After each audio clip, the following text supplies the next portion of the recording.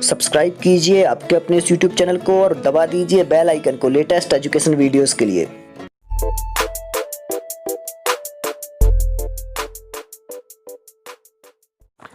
Hi friends, कैसे हैं आप लोग। स्वागत है आप सभी का आपके अपने इस चैनल सुविज्ञा में। साथियों, यहाँ हम प्राथमिक शिक्षक पात्रता परीक्षा के लिए हिंदी पेडागोजी के प्रश्नोत्तर कवर कर रहे थे और इसके पहले बहुत सारे वीडियोस अपलोड हो चुके हैं हिंदी पेडागोजी के लिए, तो आप लोग वो वीडियोस भी देखें जिससे कि बहुत हद तक आपकी तैयारी अच्छी हो जाए। आप लोग पहले इसकी थ्योरी पढ़ लें और विषय क्लियर करने के बाद फिर इन प्रश्नों का अध्ययन करें, क्योंकि ये प्रश्न जितनी भी ये सीरीज आ रही हैं इसके पहले 60-60 करके ही अब मैं लाऊंगा। 60-60 क्वेश्चन रहेंगे।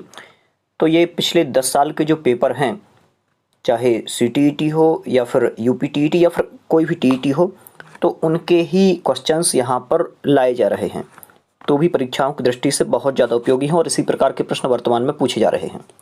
चलिए स्टार्ट कर रहे हैं पहले ही प्रश्न से। पाठ्य योजना निर्माण का सर्वाधिक लाभ मिलता है। तो पाठ्य योजना निर्माण का सर्वाधिक लाभ किससे मिलेगा? जो पाठ्य योजना का निर्माण करेगा। और शिक्षक जो है बच्चों को पढ़ाना चाहता है तो कैसे पढ़ाए, एक तो मन में यही रहता है। और जब पाठ्य योजना बना ली जाती है तो क्लियर हो जाता है कि इतने टाइम में ऐसे ऐसे करके पढ़ाना है। तो क्या होगा सही उत्तर? ऑप्शन दिया है विद्यार्थी को, शिक्षक को, प्रधानाध्यापक को या फिर किसी को नहीं। तो प्रधानाध्यापक तो बिल्कुल से गलत हो जाएगा। विद्यार्थी को भी है, विद्यार्थी को लेकिन कम है। लेकिन जो डायरेक्ट फ़ायदा है ये शिक्षक को ज़्यादा फ़ायदा है, क्योंकि उसे पढ़ाने में आसानी होती है और बच्चे अच्छे से सीख जाते हैं, तो एक संतुष्टि भी मिलती है। आगे चलते हैं। वस्तुनिष्ठ परीक्षा की विशेषता नहीं है। देखिए, वस्तुनिष्ठ परीक्षा में आप लोग समझते ही हैं कि बहुत सारे प्रश्न दिए हुए होते हैं और जिसमें से एक का चयन करना होता है। वस्तुनिष्ठ में अलग अलग प्रकार से भी हो सकते हैं प्रश्न, तो इसकी विशेषता नहीं है। देखिए, विश्वसनीयता बिल्कुल होती है, विश्वसनीयता वस्तुनिष्ठ प्रश्नों पर। और आजकल वर्तमान में तो वस्तुनिष्ठ परीक्षा ही चल गई है। आप लोगों की बहुत सारी परीक्षाएं जो होती हैं वो वस्तुनिष्ठ के अंतर्गत ही आती हैं। देखिए, वैधता तो वैधता भी रहती है, क्योंकि बहुत समय तक रहता है। एक ही उत्तर होता है। देखिए ध्यान से, एक ही उत्तर होता है वस्तुनिष्ठ में, बिल्कुल एक ही उत्तर होगा। कई उत्तर हो सकते हैं तो ये तो गलत है। कई उत्तर नहीं होंगे तो यही जो अपन को नहीं ढूंढना था ये रहेगा इसका सही उत्तर। तो जो डी है ये रहेगा इसका सही। आगे चलते हैं अगले प्रश्न पर, जहां पर दिया है शिक्षण कौशलों के विकास के लिए व्यवस्था की जाती है। तो देखिए, शिक्षण कौशलों के विकास के लिए व्यवस्था की जाती है। किसकी व्यवस्था की जाती है? तो सूक्ष्म शिक्षण की, इकाई योजना की, दल शिक्षण की या फिर अभिक्रमित अनुदेशन की। तो देखिए, जब शिक्षण कौशलों के विकास की बात आती है तो सूक्ष्म शिक्षण की आवश्यकता होती है वहाँ पर ये। और यहाँ पर कौशलों का विकास किया जाता है छोटे छोटे से पार्ट्स में बांट करके, और समय का निर्धारण रहता है जहाँ शिक्षक पढ़ाना सीखता है, ये कह सकते हैं अपन कि कैसे पढ़ाया जाए। आगे चलते हैं। भाषा शिक्षण में शुद्ध उच्चारण के लिए किसका प्रयोग किया जाता है? तो देखिए, भाषा शिक्षण में और शुद्ध उच्चारण की बात हो रही है, तो भाषा शिक्षण में शुद्ध उच्चारण के लिए किसका प्रयोग किया जाता है? श्यामपट्ट का प्रयोग किया जाता है। क्या उच्चारण की चर्चा है, या फिर ग्रामोफोन की, या फिर एपिस्कोप, या फिर लिंग्वाफोन? तो देखिए, यहाँ पर भाषा शिक्षण है और भाषा शिक्षण में चर्चा किसकी है? शुद्ध उच्चारण की है। तो भाषा शिक्षण में शुद्ध उच्चारण की जब चर्चा होगी तो सही उत्तर क्या रहेगा? लिंग्वाफोन ये रहेगा, इसका प्रयोग किया जाता है। आगे अगले प्रश्न पर चलते हैं, जहां पर दिया है रचना, कहानी, पद्य आदि की शिक्षा देने के साथ साथ ही प्रसंग व अवसरानुकूल व्याकरण की शिक्षा दी जाती है। तो वह विधि कौन सी है? देखिए, रचना, कहानी, पद्य आदि की शिक्षा देने के साथ साथ प्रसंग में यदि व्याकरण भी आ जाए, मतलब कि उस जो चल रहा है, रचना चल रही है, कोई कहानी चल रही है, कोई पद्य चल रहा है, और उस पद्य के अंतर्गत यदि साथ में व्याकरण भी आ जाती है, तो अवसर के अनुकूल, मतलब वहाँ पर बता दिया जाता है कि जो ये शब्द दिया हुआ है वनेषु, यहाँ पर सप्तमी विभक्ति का एक वचन है, या फिर और भी हिंदी के हिसाब से बता देते हैं कि यहाँ इसकी व्युत्पत्ति ये है, ये शब्द ऐसा है, तो यह विधि है। ये बताना है आपको कौन सी विधि है। ऑप्शन दिया है समवाय विधि, दूसरा दिया है भाषा संसर्ग विधि, आगमन विधि, या फिर इनमें से कोई नहीं। तो क्या रहेगा सही उत्तर? सही उत्तर होगा समवाय विधि, ये रहेगा इसका सही। आगे चलते हैं अगले प्रश्न पर, जहां पर दिया है निम्नलिखित में से व्याकरण शिक्षण की विधि नहीं है। तो यहाँ पर व्याकरण शिक्षण की विधि नहीं है पूछा है। कौन सी विधि नहीं है व्याकरण शिक्षण की? सूत्र विधि, आगमन निगमन विधि, समवाय विधि या फिर व्यास विधि। तो निम्न में से व्याकरण शिक्षण की विधि कौन सी नहीं है? देखिए, सूत्र विधि तो है ही, आगमन निगमन तो प्रमुख विधि है, समवाय विधि भी है, लेकिन व्यास विधि जो दिया है ये नहीं है। और आप लोग कमेंट बॉक्स में बता सकते हैं कि व्यास विधि किस शिक्षण की विधि है। काव्य शिक्षण की है या फिर पद्य शिक्षण कहें जिसे, या फिर गद्य शिक्षण की है, किसकी है बताना आपको। अगले प्रश्न पर चलते हैं, वाचन शिक्षण की प्रमुख विधि है। देखिए, यहाँ पर वाचन शिक्षण के बारे में कहा है बोलना। तो वाचन शिक्षण की प्रमुख विधि कौन सी हो जाएगी? पहला दिया है अनुकरण विधि, बिल्कुल अनुकरण करके बच्चा बोलता है, तो ये भी वाचन शिक्षण की है। दूसरी विधि दी हुई है संप्रेषण विधि। तो संप्रेषण विधि के बारे में यहाँ पर कहा है, चूंकि संप्रेषण विधि जो है वो भी इस विधि के अंतर्गत आती है। तो उपर्युक्त तो दोनों दिया हुआ है, तो वाचन शिक्षण जो है इसकी विधियां दोनों हो जाएंगी। अगले प्रश्न को देख लेते हैं, वाचिक अभिनय में किया जाता है। वाचिक अभिनय में किया जाता है, क्या किया जाता है वाचिक अभिनय में? विविध बालकों द्वारा पात्रों के रूप में संवाद लेना। मतलब कि बहुत सारे बालक हैं और पात्रों के रूप में संवाद ले रहे हैं कि उन्हें अलग अलग बांट दिया, अलग अलग पात्र दे दिए, ये कह रहे हैं। और शिक्षक द्वारा अभिनय करना, यहाँ केवल स्वयं शिक्षक अभिनय कर रहा है। नाटक करना, केवल नाटक हो रहा है या फिर कोई नहीं। तो क्या होगा इसका सही उत्तर? वाचिक अभिनय में किया जाता है। वाचिक अभिनय में क्या किया जाता है? तो पहला ही होगा इसका सही उत्तर, विविध बालकों द्वारा पात्रों के रूप में संवाद बोलना, ये रहेगा सही उत्तर। अगले प्रश्न पर चलते हैं, जहां पर दिया हुआ है पर्यवेक्षित अध्ययन विधि का प्रवर्तक है। पर्यवेक्षित अध्ययन विधि का प्रवर्तक कौन है? ऑप्शन पहला दिया है B.S. ब्लूम, डेजी मोरविन या फिर डेविस या किलपैट्रिक। तो सही उत्तर क्या रहेगा? कौन है पर्यवेक्षित अध्ययन विधि जो है, पर्यवेक्षित अध्ययन विधि के आपको बताना है कौन है प्रवर्तक। तो डेजी मोरविन जो है ये रहेगा इनका सही उत्तर, ये वाला डेजी मोरविन है इनके प्रवर्तक। आगे चलते हैं अगले प्रश्न पर, दिया हुआ है आगमन विधि में किस शिक्षण सूत्र का पालन होता है? तो आगमन, ध्यान से आगमन में क्या होगा? पहले उदाहरण आएंगे और बाद में नियम आएंगे। तो क्या होगा सही उत्तर आगमन विधि का?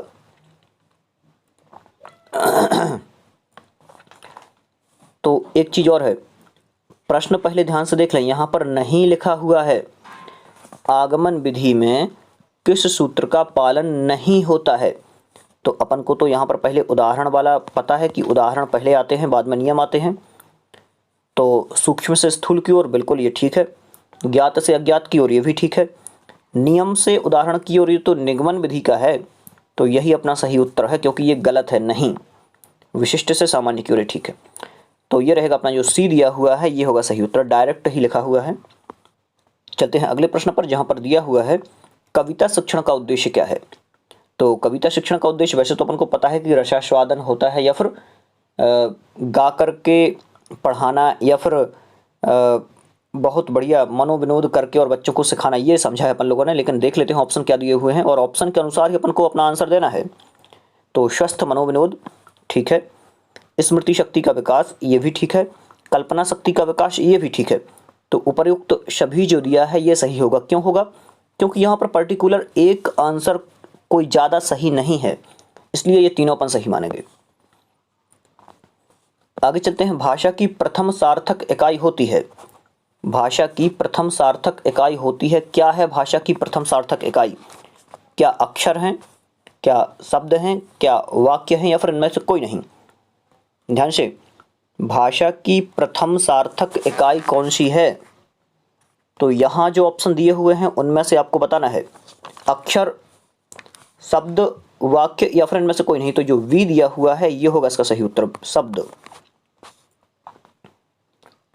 आगे चलते हैं, कविता का अर्थ है। कविता का अर्थ है, क्या है कविता का अर्थ? रागात्मक प्रवृत्तियों का संशोधन, जीवन की समालोचना, संगीतात्मक विचार अभिव्यक्ति, या फिर उपर्युक्त सभी। तो देखिए कविता का अर्थ पूछा है कि कविता का अर्थ क्या है। ध्यान से प्रश्न को पहले ध्यान से समझना है कि कविता का अर्थ क्या है। तो रागात्मक वृत्तियों का संशोधन भी है कविता का अर्थ, जीवन की समालोचना भी है, संगीतात्मक विचार अभिव्यक्ति भी है और उपर्युक्त सभी भी है। ये रहेगा इसका सही, उपर्युक्त सभी। आगे चलते हैं अगले प्रश्न पर, जहां पर दिया है इकाई पाठ्य योजना के प्रवर्तक हैं। तो इकाई पाठ्य योजना के प्रवर्तक कौन हो जाएंगे? ऑप्शन पहला किलपैट्रिक, मॉरिसन, ब्लूम या फिर डेविस। तो कौन होंगे इकाई पाठ्य योजना के प्रवर्तक? ध्यान से, इसके पहले एक और नाम आया था जो कि वो अलग था, मॉर्विन नाम से था, वो पर्यवेक्षित अध्ययन के लिए था, लेकिन यहाँ पर इकाई पाठ्य योजना का है। तो इकाई पाठ्य योजना का आपको बताना है कि इकाई पाठ्य योजना के प्रवर्तक कौन है। ऑप्शन क्या रहेगा? मॉरिसन, ये बी रहेगा इसका सही उत्तर। आगे चलते हैं, शिक्षक पहले उच्चारण करता है और छात्र बाद में उन्हीं शब्दों का उच्चारण करते हैं। तो यह विधि कौन सी है? देखिए पहले तो शिक्षक उच्चारण करेगा और बाद में फिर छात्र उन्हीं शब्दों को दोहरा देते हैं या फिर उन्हीं शब्दों का उच्चारण करते हैं। तो वहाँ पर कौन सी विधि है? पहले शिक्षक उच्चारण कर रहा है और बाद में छात्र। तो नॉर्मल सी बात है, सीधा सीधा उत्तर अपन को यही दिख रहा है, अनुकरण विधि। छात्र शिक्षक का अनुकरण कर रहे हैं। आगे चलते हैं, गद्य साहित्य का मुख्य प्रकार या स्वरूप है। तो गद्य साहित्य का मुख्य प्रकार या स्वरूप क्या है? सृजनात्मक गद्य पहला, वर्णनात्मक गद्य दूसरा, भावात्मक गद्य तीसरा या फिर उपर्युक्त सभी। ध्यान से, क्या क्या दिया हुआ है? गद्य साहित्य का प्रमुख स्वरूप क्या है? तो गद्य साहित्य के प्रमुख स्वरूप के बारे में पूछा है। तो जो सृजनात्मक गद्य है, ये फर्स्ट वाला ही रहेगा सही। सृजनात्मक गद्य जो है ये होगा सही उत्तर। ये गद्य साहित्य का प्रमुख रूप है। आगे चलते हैं, एक समान शब्दों का उच्चारण सिखाने वाली विधि है। तो एक समान शब्दों का उच्चारण सिखाने वाली विधि कौन सी है? ऑप्शन पहला दिया है व्याकरण अनुवाद विधि, जिसे भंडारकर विधि के नाम से भी जाना जाता है, या फिर ध्वनि साम्य विधि, या फिर उच्चारण विधि या अनुकरण विधि। तो जो ध्वनि साम्य विधि है, इस ध्वनि साम्य विधि में एक समान शब्दों का उच्चारण सिखाया जाता है, ये और नाम से ही स्पष्ट होता है, ध्वनि साम्य। आगे चलते हैं, शिक्षक के निर्देशन में मंत्रणा के द्वारा छात्र स्वतंत्र होकर स्वाध्याय के द्वारा इस विधि में रचना को पूर्ण करते हैं। देखिए क्या कह रहे हैं, समझ लेते हैं पहले। शिक्षक के निर्देशन में और मंत्रणा के द्वारा स्वतंत्र होकर, मतलब कि यहाँ छात्र स्वतंत्र होता है, मंत्रणा करता है शिक्षक के निर्देशन में, तो स्वाध्याय के द्वारा इस विधि में रचना को पूर्ण करते हैं। किस विधि में रचना को पूर्ण करते हैं ये बताना है आपको। ऑप्शन पहला दिया है डाल्टन पद्धति, दूसरा दिया है समवाय विधि, तीसरा दिया है प्रदर्शन और चौथा दिया है व्याख्या विधि। तो क्या रहेगा इसका सही उत्तर? ध्यान से, तो एक जो डाल्टन पद्धति है, डाल्टन पद्धति में इस प्रकार से होता है।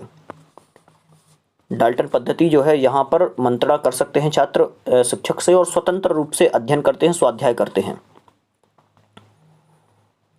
आगे चलते हैं, निम्नलिखित में से खेल विधि नहीं है। खेल विधि कौन सी नहीं है? ध्यान से देखिए, किंडरगार्टन विधि खेल विधि के अंतर्गत आती है, बच्चों को खेल खेल में शिक्षा दी जाती है। डाल्टन पद्धति में भी बिल्कुल ऐसा ही होता है और मॉन्टेसरी पद्धति में भी बिल्कुल ऐसा ही होता है। तो जो व्याख्या विधि है, ये उच्च कक्षाओं के लिए है, जो कि ये वाली जो विधियां हैं ये सारी की सारी प्राथमिक कक्षाओं के लिए हैं। तो ये रहेगा सही उत्तर, जो डी दिया हुआ है। आगे चलते हैं अगले प्रश्न पर, जहां पर दिया है कविता शिक्षण की मुख्य विधि है। कविता शिक्षण की मुख्य विधि कौन सी है? ऑप्शन पहला है व्याख्या विधि, दूसरा ऑप्शन है प्रश्नोत्तर विधि, तीसरा ऑप्शन है गीत व अभिनय विधि, या चौथा दिया हुआ है उपर्युक्त सभी। तो देखिए, कविता शिक्षण की विधि के बारे में पूछा है कि कविता शिक्षण की विधि कौन सी है। तो नॉर्मल सा है यहाँ पर कविता शिक्षण की विधि के बारे में। व्याख्या विधि कविता शिक्षण के अंतर्गत आती है, प्रश्नोत्तर विधि भी है और गीत व अभिनय विधि भी है। तो उपर्युक्त सभी जो दिया हुआ है चौथा, ये वाला सही हो जाएगा। आगे चलते हैं, बालक को किस सोपान से पता चलता है कि उसे क्या पढ़ना है। देखिए बिल्कुल ध्यान से, बिल्कुल आसान प्रश्न है, लेकिन समझ में आ जाए तो आसान है। बालक को किस सोपान से पता चलता है कि उसे क्या पढ़ना है? तो ऑप्शन पहला है अनुकरण वाचन, आदर्श वाचन, प्रस्तावना या फिर स्पष्टीकरण। तो कहाँ पर पता चलता है बालक को? और बिल्कुल से आसान प्रश्न है। आप लोग कोशिश तो ये है कि मैं इस प्रश्न को छोड़ दूं, आप लोग इस प्रश्न का उत्तर दें, लेकिन सही क्या रहेगा? तो सही होगा इसका प्रस्तावना। प्रस्तावना के बाद जो अंतिम प्रश्न होता है, समस्यात्मक प्रश्न प्रस्तावना में, तो उसके बाद बच्चे को पता चल जाता है कि उसे आज क्या पढ़ना है। तो ये रहेगा प्रस्तावना। आगे चलते हैं। हिंदी भाषा में मूल व्यंजनों की संख्या होती है।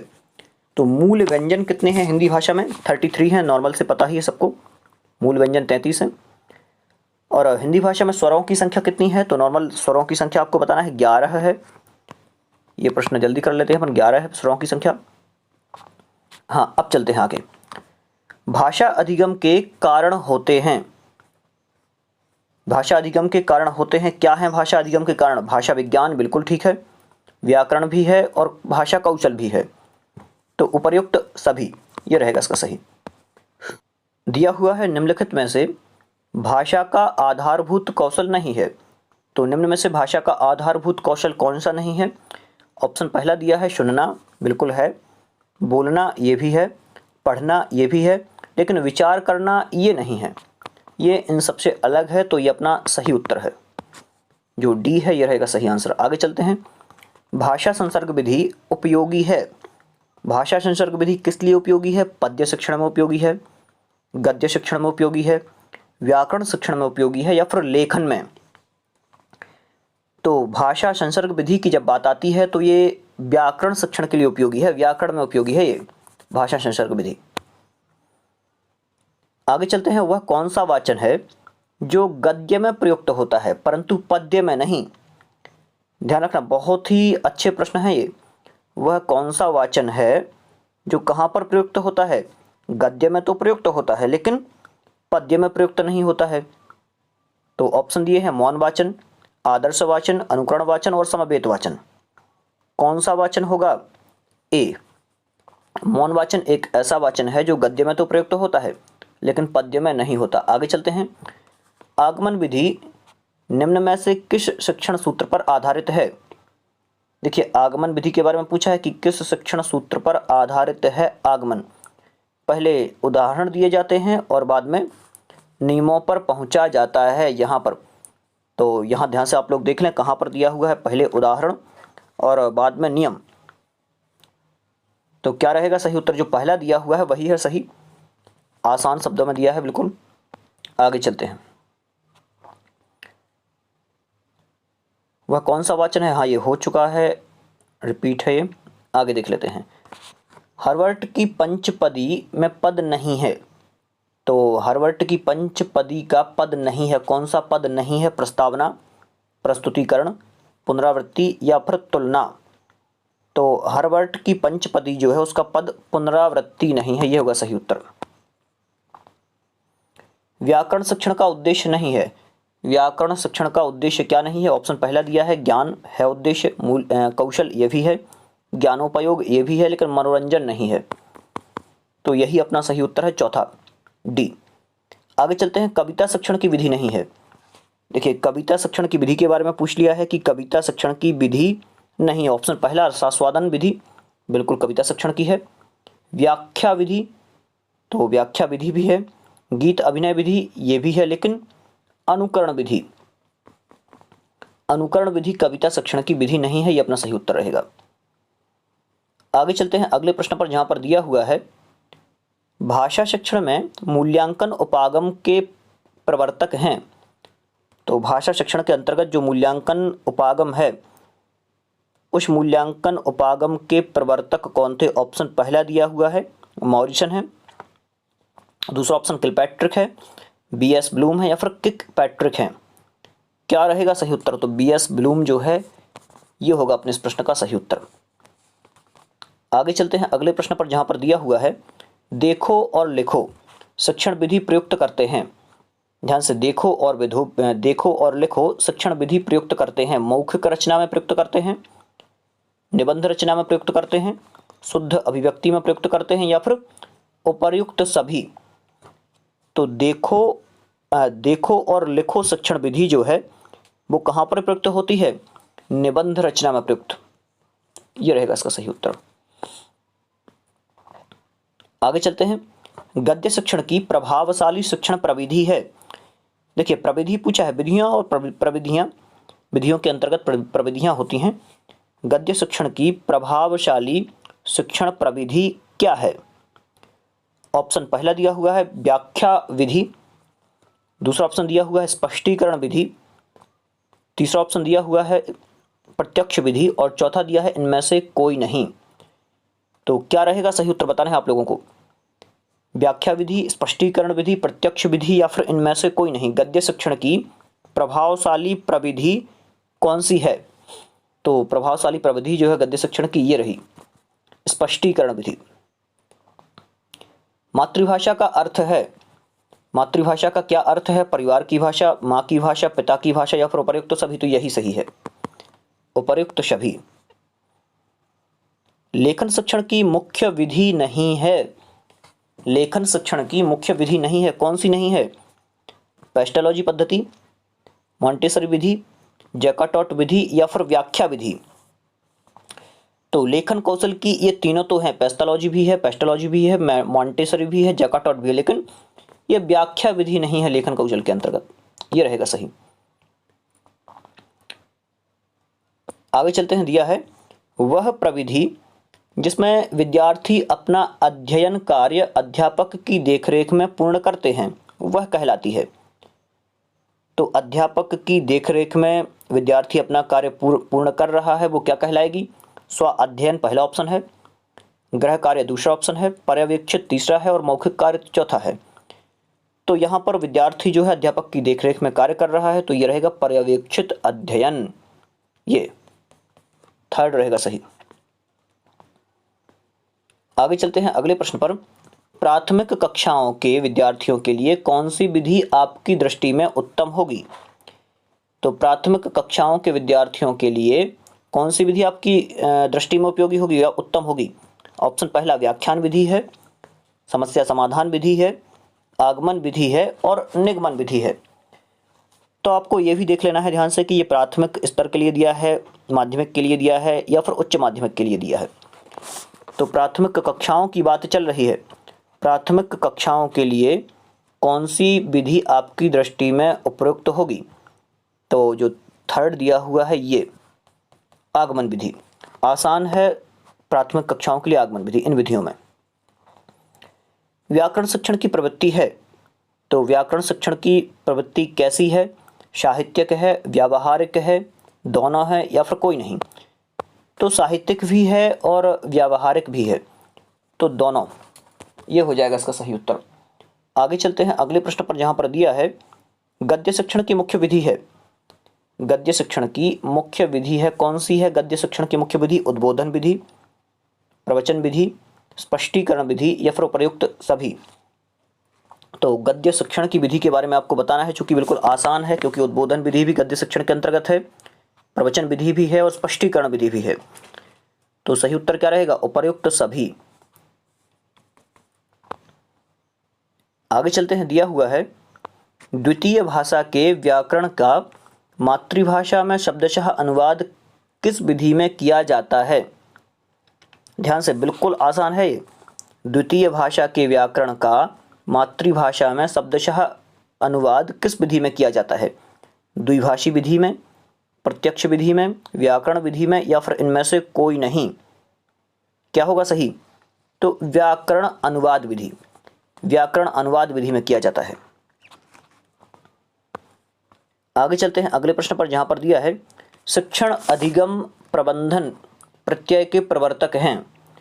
शिक्षण अधिगम प्रबंधन प्रत्यय, ध्यान से, तो कौन है इसके प्रवर्तक? शिक्षण अधिगम प्रबंधन प्रत्यय के प्रवर्तक। ऑप्शन पहला दिया हुआ है B.S. ब्लूम, दूसरा है रॉबर्ट ग्लेशर, या फिर B.O. स्मिथ, या फिर I.K. डेविस।